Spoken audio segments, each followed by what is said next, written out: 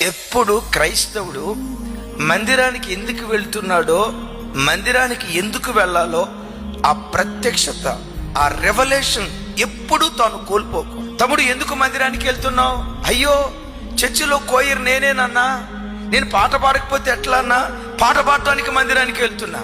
పరిచర్య చేయటం మంచిదే, కానీ మందిరానికి రావాల్సింది పరిచర్య కొరకు కాదు, ప్రభువును చూడటానికి రావాలి, దేవుని ప్రత్యక్షత పొందుకోవటానికి రావాలి.